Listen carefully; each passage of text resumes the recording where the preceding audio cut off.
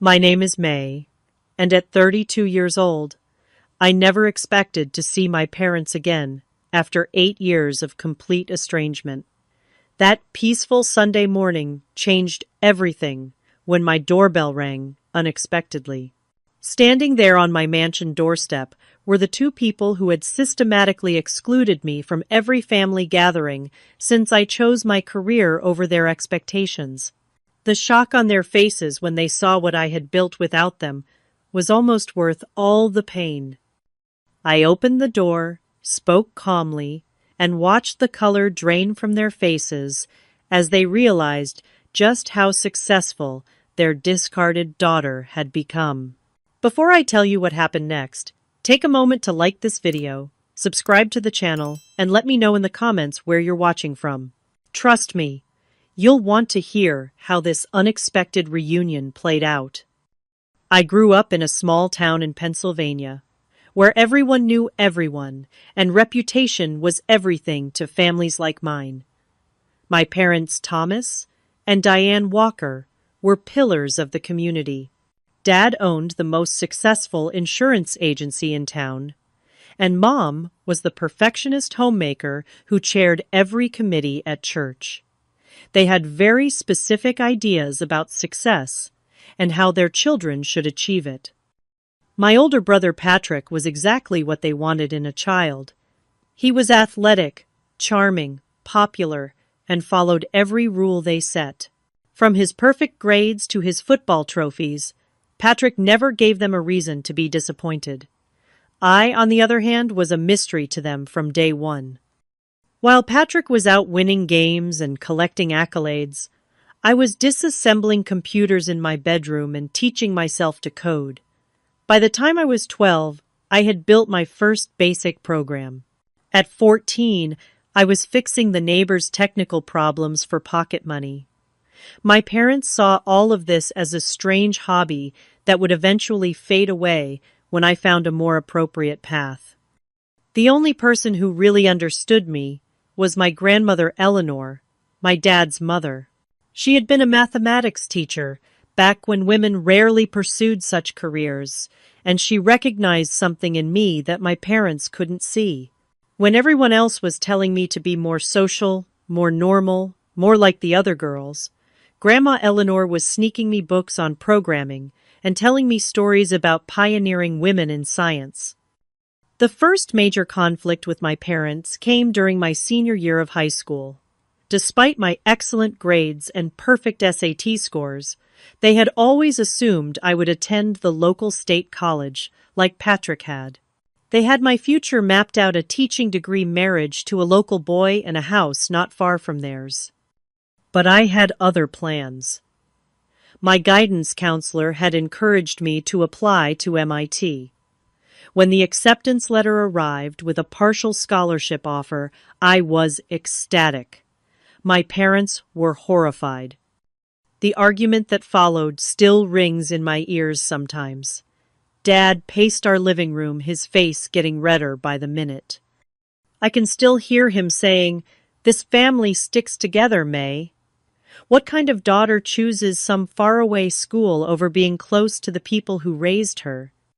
Mom was quieter, but equally devastating. What about your future family men? Don't want to marry women who think they're smarter than everyone else. Their words cut deep, but I stood my ground. This was my one chance to pursue the future I had dreamed about, to be surrounded by people who thought like me, who saw technology as I did a way to change the world. The night before I left for MIT, Grandma Eleanor came to my room. Her arthritis had worsened that year, making each step painful, but she climbed the stairs to see me privately. "Your parents love you," she whispered, "but they can't see past their own fears. Sometimes the bravest thing you can do is disappoint the people you love in order to become the person you were meant to be." She pressed an envelope into my hands. Inside was $5,000, her entire savings. I promised I'd pay her back, but she just smiled. "You already have, by being brave enough to follow your heart." That tearful goodbye with Grandma Eleanor gave me the courage I needed. The next morning, my parents drove me to the airport in tense silence. Mom hugged me stiffly at the security gate, and Dad gave me an awkward pat on the shoulder. "Call when you get there," was all he said. Walking through that airport gate felt like crossing a threshold into a different life. I didn't realize then that I was also walking away from any chance of approval from the people who should have been my biggest supporters. MIT was everything I had hoped for, and more. For the first time, I was surrounded by people who didn't think I was strange for loving code and algorithms. My roommate Ashley became the sister I never had, someone who understood passion and ambition. I thrived academically, joining research projects and hackathons, staying up all night with friends, building prototypes, and debating ethical implications of new technologies. Those first months were also the time I discovered who I was outside my family's expectations. I cut my hair short, developed my own style, and learned that I could be social on my own terms. I found my voice in classroom debates and my confidence in successful projects. The shy, awkward girl from Pennsylvania was blossoming into someone new, someone my parents might not recognize, but someone I was proud to be. Every Sunday I dutifully called home, but the conversations grew increasingly strained. My excitement about a new programming language or successful project was met with Mom asking if I was eating enough or Dad wondering when this phase would pass. They never asked about my classes or achievements, focusing instead on news from home, as if reminding me of what I was missing. By the end of my freshman year, something had shifted. I no longer felt the desperate need for their approval that had followed me my whole life. I was building something new, and if they couldn't be part of it, I would find people who could. My years at MIT passed in a blur of hard work, innovation, and personal growth. While my classmates competed for spots at Google, Apple, and Microsoft, I had different ambitions brewing. During my junior year, I developed an app that streamlined supply chain management for small businesses. What started as a class project quickly gained attention when several local businesses in Cambridge adopted it and saw immediate results. By senior year, I had refined the app and developed a business plan. When graduation approached, I had two paths before me: accept one of the lucrative job offers from tech giants or take a leap of faith on my own venture. The decision terrified and exhilarated me in equal measure. When I called my parents to share my post-graduation plans, I hoped that my academic success might have softened their disappointment. I was graduating summa cum laude from one of the most prestigious technology programs in the world. Surely that would count for something. I can still hear the disappointment in Mom's voice. "So you're turning down real jobs to gamble on some app? This isn't like you, May. You've always been such a sensible girl." Dad's reaction was even more cutting. "How are you going to support yourself? These tech bubbles burst all the time. Google would give you benefits security. This is just reckless." No matter how I tried to explain the potential of my company, they couldn't see past the risk. In their world, entrepreneurship wasn't a legitimate career path. It was a phase, a rebellion, something to get out of my system before settling into a proper job. That summer after graduation was the hardest of my life. I moved into a tiny studio apartment in Boston that I could barely afford. I lived on ramen noodles and coffee, working 18-hour days, refining my product. Every penny from my savings went into the business. There were nights I cried myself to sleep, wondering if my parents were right, if I was throwing away my future on an impossible dream. But I persisted. I attended every networking event I could find, pitched to anyone who would listen, and slowly built connections in the startup community. 6 months after graduation came my first breakthrough. A venture capital firm specializing in women-led tech startups took interest in my company now, called SupplySync. Their investment of $200,000 was modest by industry standards, but life-changing for me. That first funding round coincided with my brother Patrick's wedding. After months of minimal contact with my family, I flew back to Pennsylvania, hoping that my small success might finally earn their respect. I bought a new dress, practiced talking about my company in terms they might understand, and prepared myself for reconciliation. The reality was crushing. At the rehearsal dinner, Mom introduced me to her friends as her daughter, who's just working with computers in Boston. When one guest asked about my company, Dad jumped in with, "It's a little hobby business she's trying. Patrick will be taking over my insurance agency next year. That's the real family business." Throughout the wedding weekend, my achievements were systematically minimized. Conversations about my work were redirected to topics my parents deemed more appropriate. The final blow came during Patrick's wedding toast, when he thanked our parents for teaching him family values and putting family first, a clear dig at my choice to move away. The only bright spot that weekend was meeting Jackson Carter. He was a college friend of Patrick's, but unlike most people there, he seemed genuinely interested in my work. When I explained SupplySync, his eyes lit up with understanding. He asked insightful questions and shared stories from his own experience in venture capital. By the time I flew back to Boston, I had Jackson's card and a dinner invitation. I also had a renewed determination to succeed, if only to prove my family wrong. The next months saw SupplySync growing steadily. I hired my first 2 employees, both women engineers met at MIT. We moved into a small office space, celebrated our first 10 clients, and began developing additional features. Jackson and I started dating, his belief in me and my vision a constant source of strength. He understood the technology world in a way my family never could, and his support came without conditions. As my business grew, so did the tension with my family. Our phone calls became less frequent, more strained. I sent them articles when SupplySync was mentioned in tech publications, but they never acknowledged them. I shared our milestones, but they changed the subject to news about people from home I barely remembered.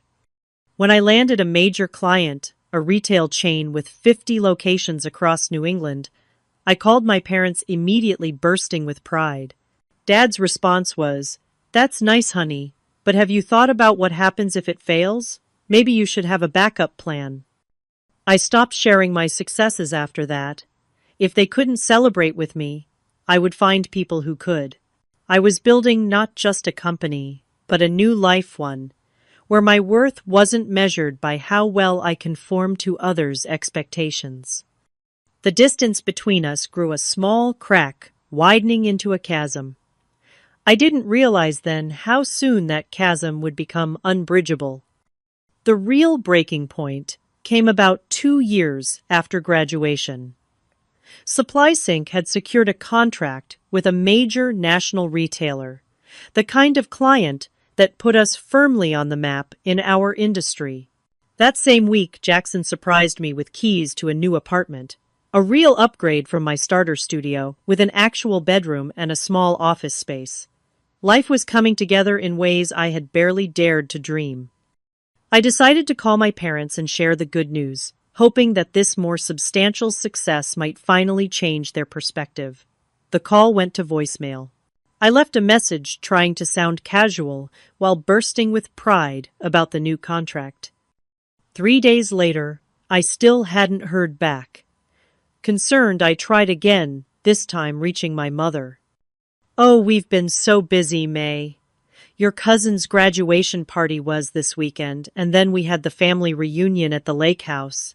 Everyone was asking about you." I froze. Family reunion? No one had mentioned any reunion to me.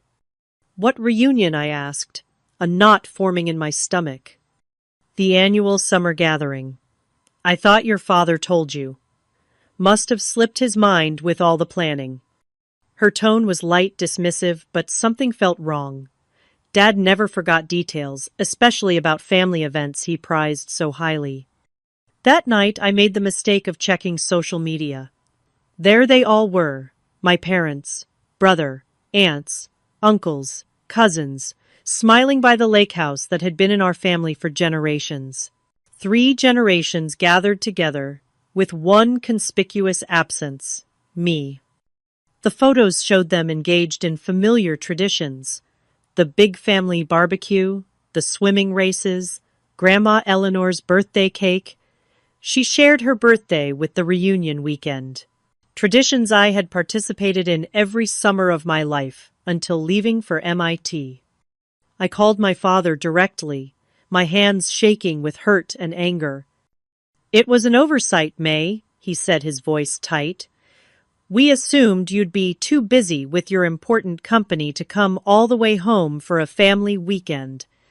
The lie was so transparent, it made my chest ache. This wasn't an oversight, it was a punishment.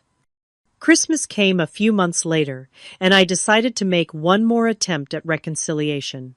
I flew home with gifts and good intentions, determined to bridge the growing gap. I brought Jackson, hoping his charm and conventional career might help my parents see me in a new light. The first day was strained, but manageable. Mom fussed over Jackson, clearly relieved I had found someone so normal.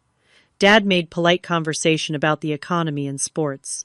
We carefully avoided any mention of my company or the summer reunion I hadn't been invited to. On Christmas Eve, the facade cracked. After several glasses of eggnog, Dad started talking about Patrick's promotion at the insurance agency. "Now that's a son who understands family loyalty," he said, his words slightly slurred. "Didn't run off to chase some pipe dream. He's building something real, something that will last." I took a deep breath. "My company is real too, Dad. We're projected to double our revenue next year." He waved his hand dismissively. "Tech bubbles burst, May. When it does, don't expect to come running back here for help." Mom jumped in, her smile tight. "May has always been so independent, too independent sometimes. Not every girl needs a career to be fulfilled.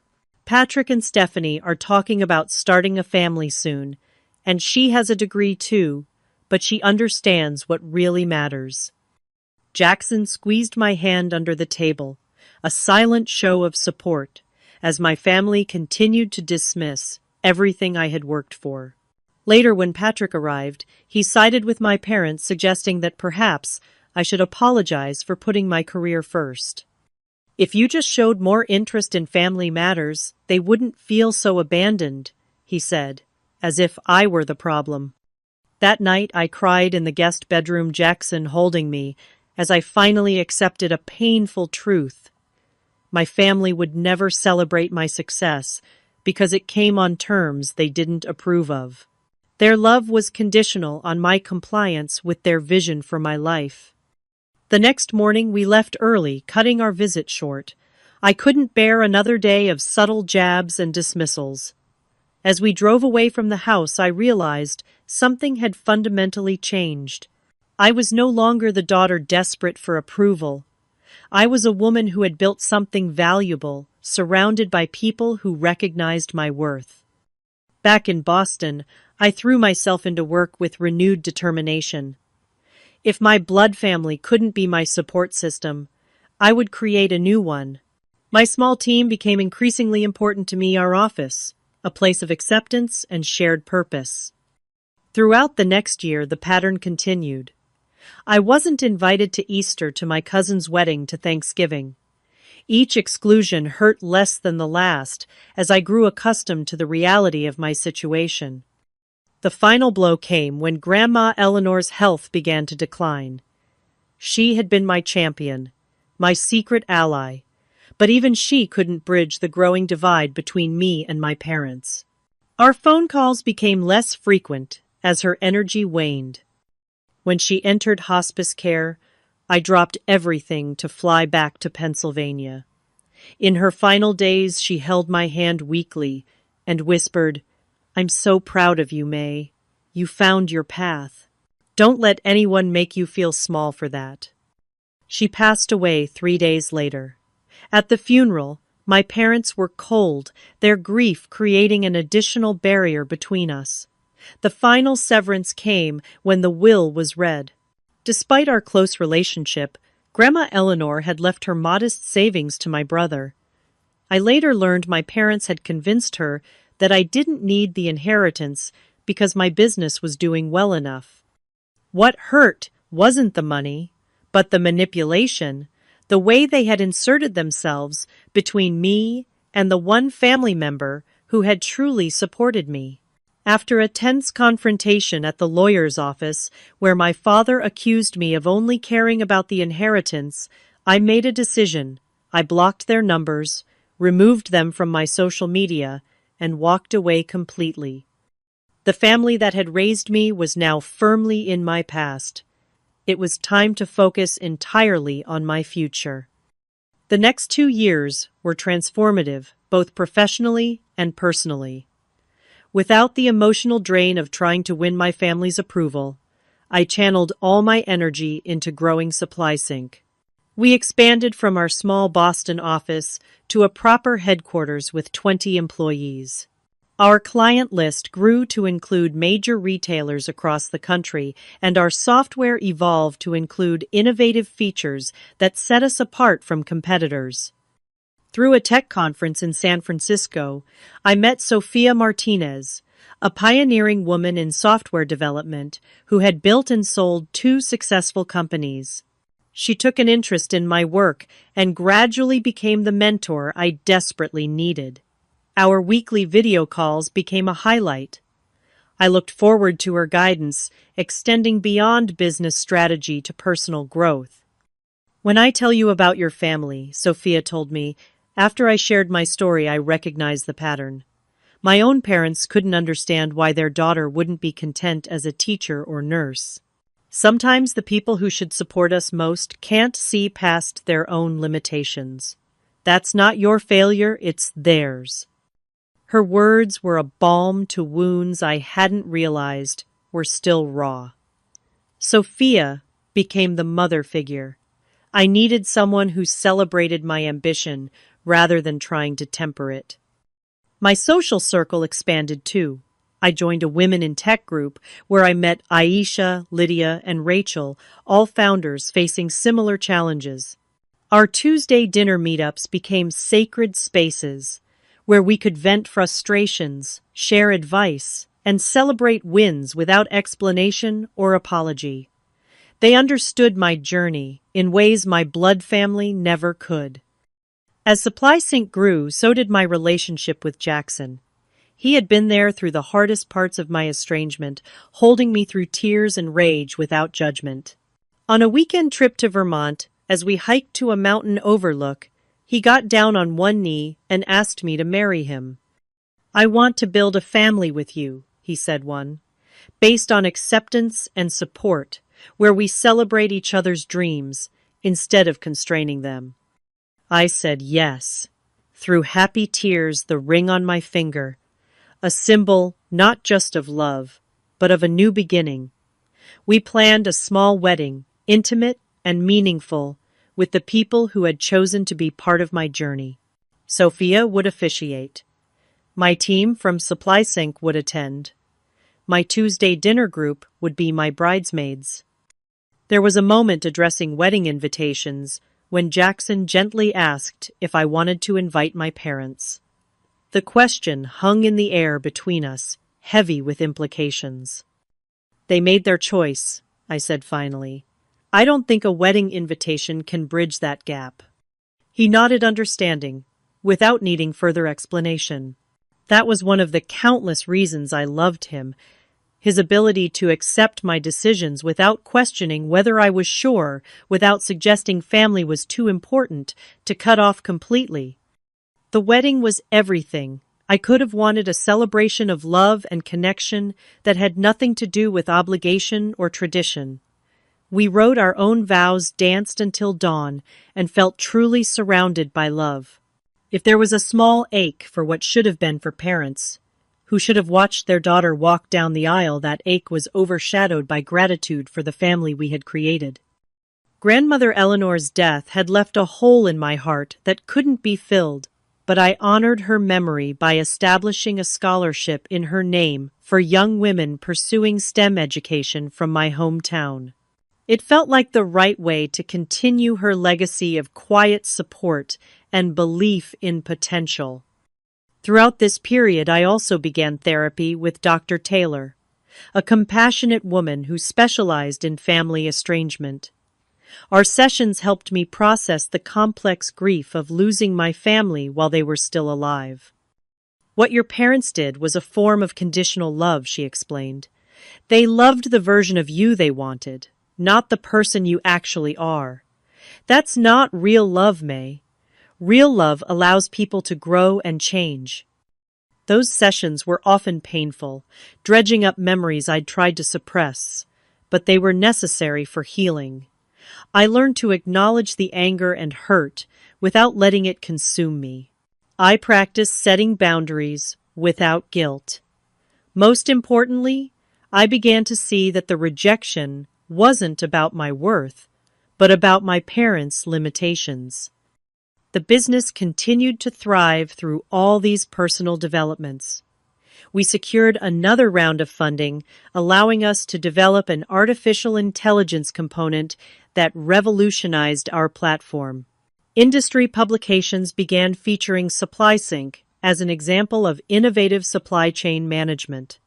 I was invited to speak at conferences, sharing our journey and vision. Each success felt like a vindication proof that I had made the right choice in following my path despite my family's disapproval. But more importantly, each success was shared with people who genuinely celebrated with me without conditions or caveats.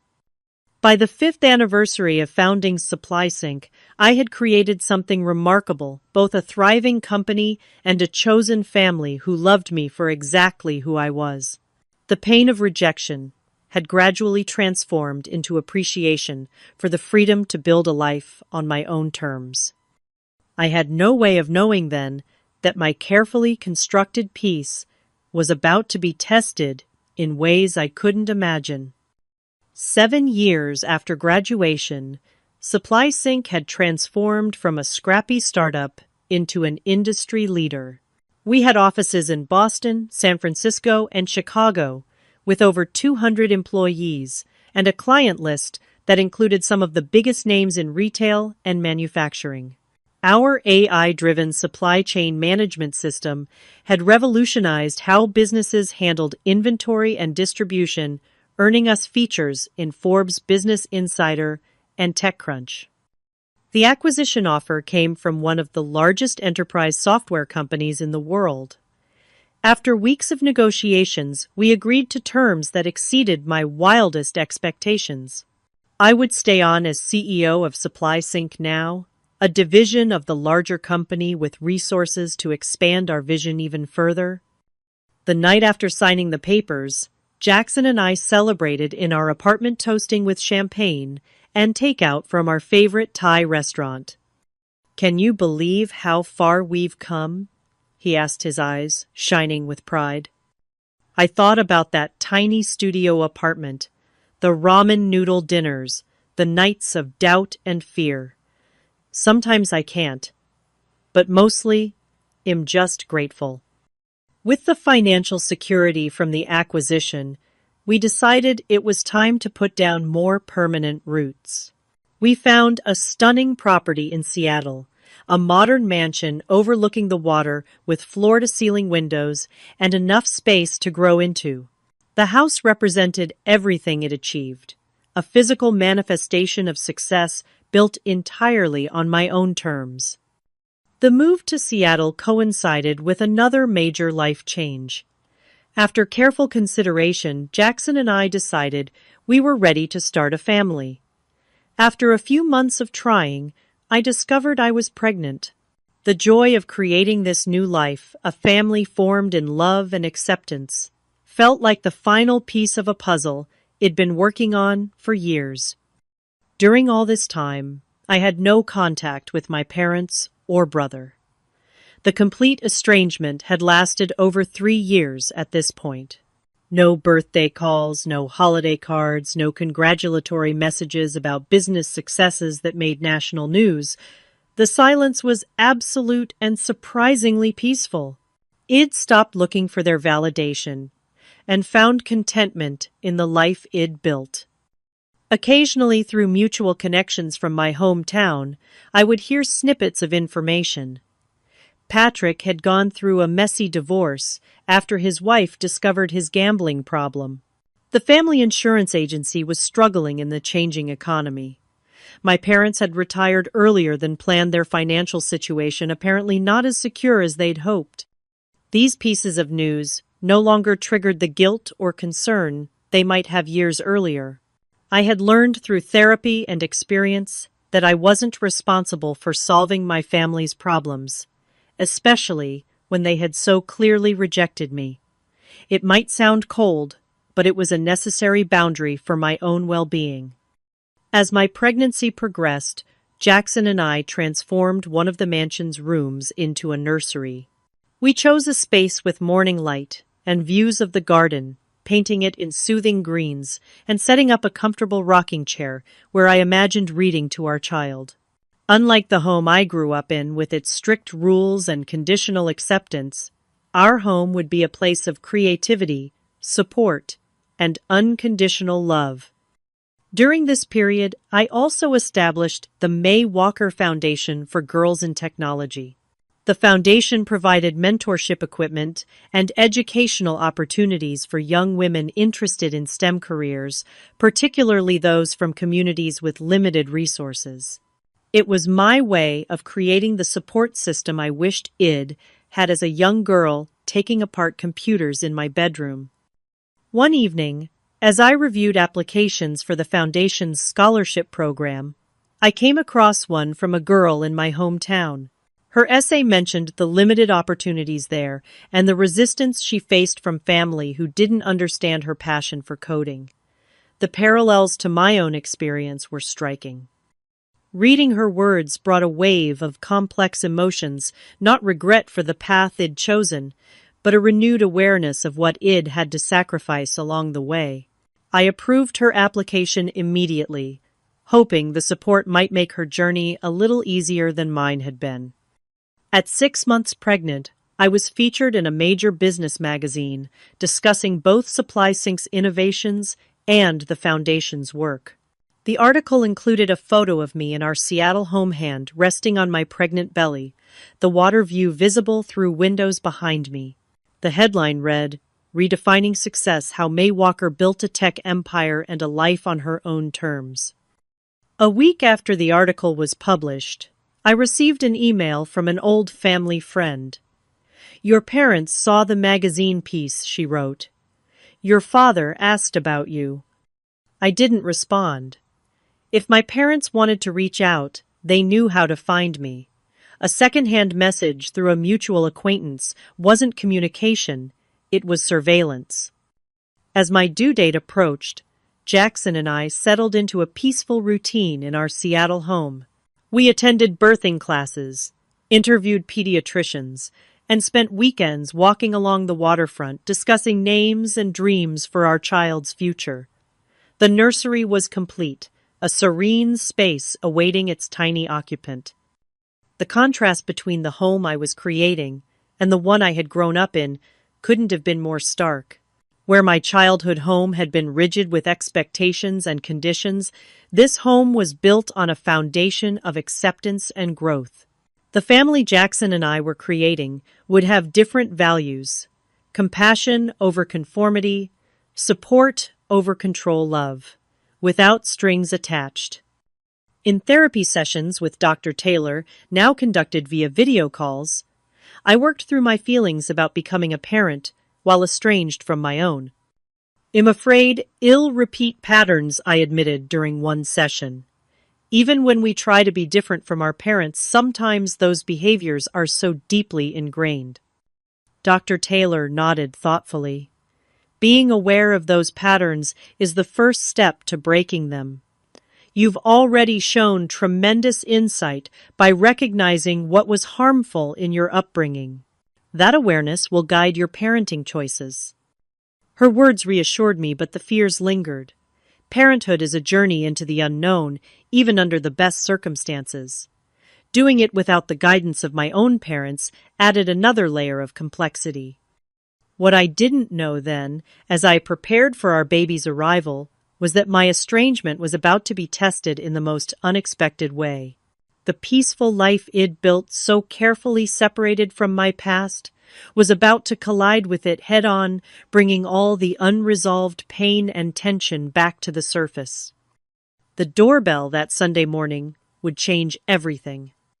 That Sunday morning began like any other in our Seattle mansion.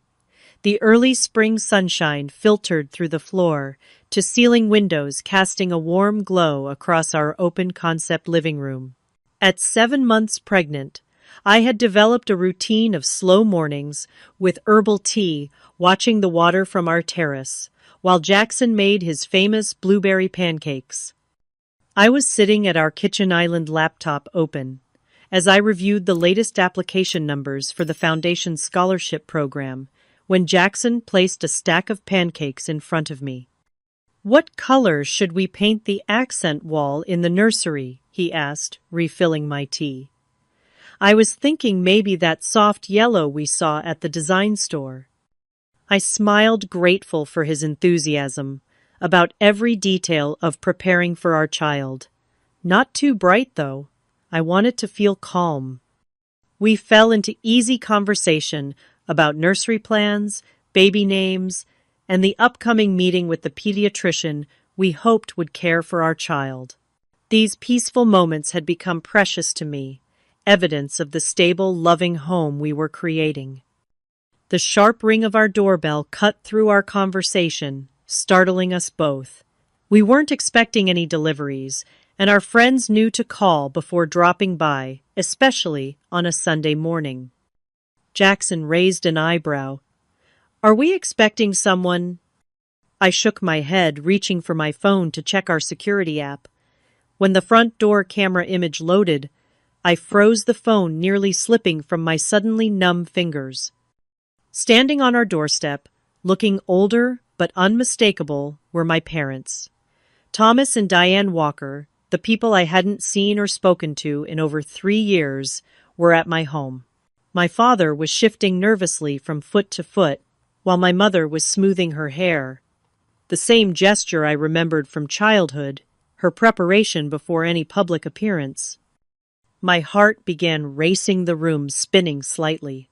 8 years since they had excluded me from family gatherings, 3 years of complete silence, and now they were here unannounced, uninvited, standing at the threshold of the life I had built without them. Jackson saw my expression and immediately came to my side, looking at the phone screen. His arm wrapped protectively around me. "May, what do you want to do?" he asked quietly. No judgment in his voice, just support. I closed my eyes, taking deep breaths, the way Dr. Taylor had taught me to handle panic attacks. The old May would have either hidden or rushed to open the door, desperate for reconciliation at any cost. But I wasn't that person anymore. "I'll talk to them," I decided, my voice steadier than I expected. "But I need a minute." Jackson squeezed my shoulder. "Take all the time you need. I'll be right here if you want me to come with you, or I can stay back, whatever you need." This was what real support looked like.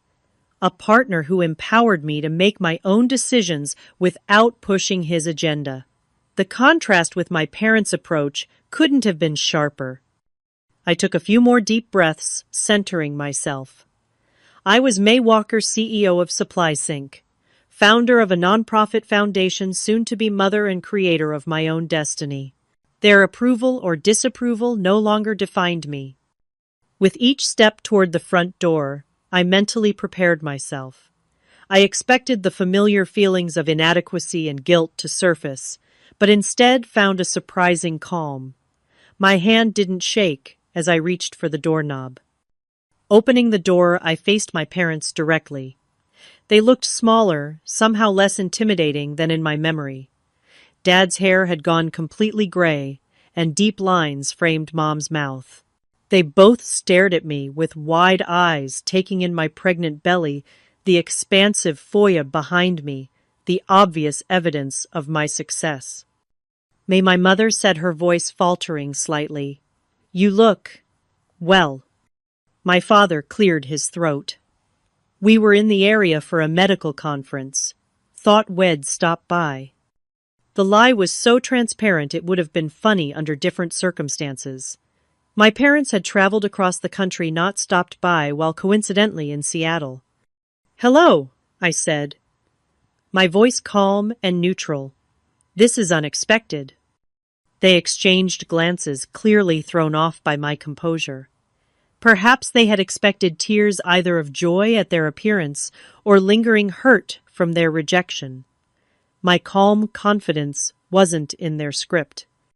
"Aren't you going to invite us in?" Mom asked, attempting to regain control of the situation with her usual social propriety.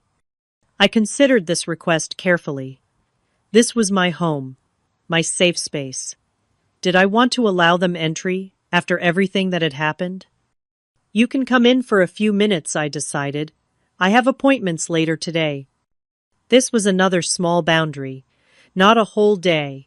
Not open-ended hospitality, just a brief conversation with clear time limits. They followed me into the living room, their eyes darting around, taking in the high ceilings, modern art, and panoramic views. Mom's lips pursed slightly, as she always did, when making mental calculations about someone's financial status. "Quite a place you've got here," Dad said, attempting casual conversation while clearly stunned by the evident wealth. "Must have cost a fortune." "We like it," I replied, simply choosing not to engage with the implied question about money. "Would you like some tea?" After settling them on the sofa with tea, neither would drink. I sat across from them, one hand resting protectively on my belly. "So," I said after an awkward silence, "what brings you to Seattle?" They exchanged another look, some unspoken communication passing between them. Finally, Dad leaned forward, adopting what I recognized as his business negotiation posture. "Family should stick together." May he began as if the years of exclusion and silence had never happened.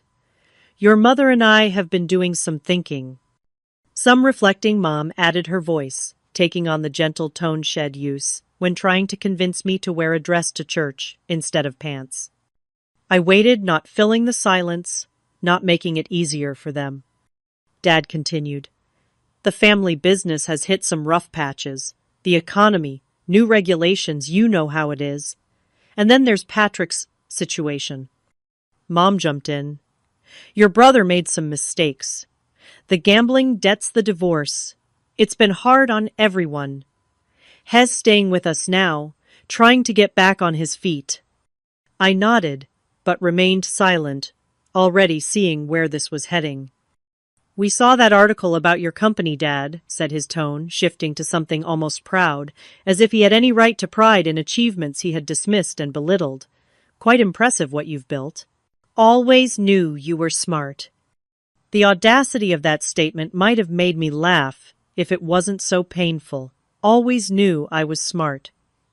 After years of undermining my choices, dismissing my career, and treating my success as a phase to outgrow, the real purpose of their visit became clear as Mom gestured around the room. "With all this success, we thought maybe you might want to help the family. Patrick needs a fresh start, and the business needs modernization. Who better than our tech genius daughter to help?" There it was, the reason for their sudden appearance. After 8 years of excluding me from family gatherings, 3 years of complete silence. Not reconciliation, not genuine remorse, not even a desire to meet their future grandchild. They wanted money.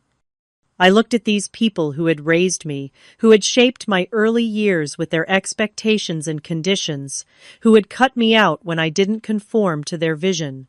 And for the first time, I saw them clearly, not as the powerful authorities of my childhood, but as flawed, limited people unable to grow beyond their narrow worldview. In that moment of clarity, I felt an unexpected emotion, not anger, not hurt, but a profound pity. I took a slow, deliberate breath before responding to my parents' thinly veiled request for financial assistance. The weight of our history hung between us, but I no longer felt crushed by it. Before we discuss anything about money, I said calmly, I need to address something important. It's been 8 years since you started excluding me from family gatherings. 3 years since we've spoken at all. No calls on my birthday, no congratulations on my business success, no contact whatsoever. My mother shifted uncomfortably, smoothing her skirt. We've all been busy, May. You with your company, us with family matters. That's not what happened, I continued, my voice steady. You systematically cut me out because I chose a path you didn't approve of. You punished me for my independence by withdrawing your love and support. And now you're here not because you miss me or want to reconcile, but because you need something from me. Dad's face flushed. Now that's not entirely fair. It is fair, I interrupted gently, and it's important that we acknowledge the truth if we're going to have any kind of relationship moving forward. I placed both hands on my belly, drawing strength from the life growing inside me. I've spent years in therapy processing the pain of your rejection. I've built a wonderful life with people who support me unconditionally. I'm about to become a mother myself, which has made me think deeply about what family truly means. My mother's eyes darted to my pregnant belly, perhaps truly seeing it for the first time. You never told us you were expecting. You never gave me a way to tell you, I replied simply. You chose to cut off communication. In the silence that followed, Jackson appeared in the doorway, a silent question in his eyes. I nodded slightly, and he came to sit beside me, taking my hand in quiet support. This is my husband Jackson, I said. We've been married for 2 years. Neither of my parents congratulated us, or even acknowledged the introduction properly. Instead, my father cleared his throat and attempted to redirect the conversation. The past is the past, May. What matters now is family coming together in times of need. Patrick has made mistakes, but he's blood. The business has been in our family for generations. I nodded slowly. I understand family is important to you, but family isn't just blood. It's how we treat each other. It's showing up consistently, not just when you need something. So you won't help. My mother's voice took on the familiar, disappointed tone that had once devastated me. Now I recognized it as manipulation. I didn't say that, I clarified. I'm willing to forgive what happened. Not forget, but forgive. If you want to rebuild a relationship with me, with us, I'm open to that process. It would need to be gradual with clear boundaries and mutual respect. I paused, making sure my next words were perfectly clear. But I won't be providing financial assistance as a condition of reconciliation. That's not how healthy families work. My father's face darkened. After everything we did for you, the sacrifices we made, raising you, I'm grateful for the good parts of my childhood, I acknowledged. But parents are supposed to care for their children without expecting repayment. That's what I'll do for my child. You always were stubborn, my father said, standing abruptly. Too independent for your own good. I told your mother this was a waste of time. My mother rose more slowly, tears welling in her eyes. Whether they were genuine or another manipulation tactic, I couldn't be sure. If you change your mind about helping family, she said, her voice wavering, you know how to reach us. And if you change your mind about wanting a genuine relationship with your daughter and grandchild, I replied evenly, you know how to reach me too. Jackson and I walked them to the door. As they stepped outside, my father turned back, his expression hardening. Your grandmother would be disappointed in you, he said. A final attempt to wound me where I was most vulnerable. Instead of crumbling, I smiled sadly. Grandma Eleanor told me before she died that she was proud of me for finding my own path. I think she'd be proud of me today, too, for setting healthy boundaries while keeping the door open for healing. Without another word, they walked to their rental car and drove away. I stood in the doorway, Jackson's arm around my waist, watching until they disappeared from view. Are you okay? He asked gently. I considered the question carefully. Yes, I said, surprised to find it was true.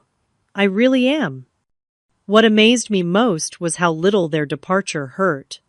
The pain I had anticipated never materialized. Instead, I felt a profound sense of peace, of closure. I had faced my deepest fear confronting my parents and emerged stronger, clearer about who I was and what mattered to me. In the weeks that followed, I reflected on the encounter during my therapy sessions with Dr. Taylor. You set boundaries without anger, she observed. That's tremendous growth, May. It felt different than I expected, I admitted. I always thought seeing them again would reopen all those old wounds, but instead, I just felt free. That's because you've done the work, she explained. You've built your identity separate from their approval. Their opinion is no longer the measure of your worth. 2 months later, our daughter was born. We named her Eleanor after the grandmother who had believed in me when no one else did. Holding her in my arms, I made a silent promise that she would always know her worth wasn't tied to my expectations.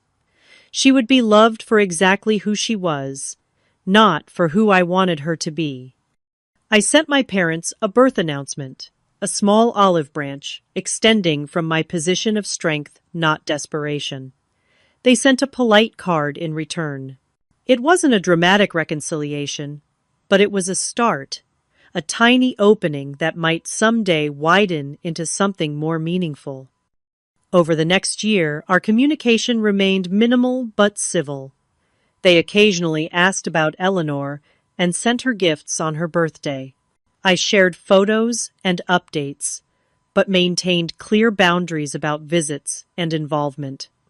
It was a delicate balance, allowing them some connection without giving them power to hurt me again. Meanwhile, the family Jackson and I created flourished. Our home was filled with laughter, creativity, and unconditional love. The May Walker Foundation expanded its reach, now supporting young women across the country in pursuing tech education and careers. Supply Sync continued to grow and innovate under my leadership, becoming an industry standard. I also reconnected with certain extended family members, cousins and aunts, who reached out separately, apologizing for their role in my exclusion and expressing genuine interest in my life. These relationships were rebuilt carefully on new foundations of mutual respect. Looking back on my journey from that small Pennsylvania town to my Seattle mansion, from seeking approval to finding self-acceptance, I realized the most valuable lesson wasn't about success or even resilience. It was about redefining family on my own terms. Family isn't always the people who share your DNA. Sometimes it's the mentor who believes in your vision when your parents dismiss it. It's the friends who celebrate your victories without envy. It's the partner who supports your autonomy instead of trying to control it. And it's the child you raise with the determination to break unhealthy patterns. The strength to create boundaries isn't coldness, it's self-respect. The courage to walk away from conditional love isn't selfishness, it's survival.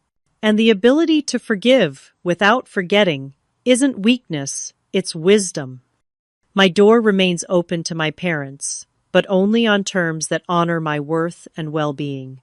Whether they ever choose to walk through it on those terms is their decision. Either way, I am whole, I am loved, and I am enough. If you're watching this and struggling with family rejection or conditional acceptance, please know that you deserve to be loved for who you truly are, not for who others want you to be. Creating boundaries isn't giving up on family. It's giving yourself the chance to heal and build a life that reflects your authentic self. Have you ever had to set difficult boundaries with family?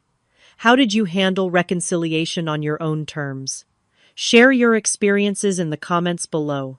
Don't forget to like this video, subscribe to the channel, and hit that notification bell so you never miss another story. Thank you for listening to my journey. I hope it brings comfort to anyone walking a similar path.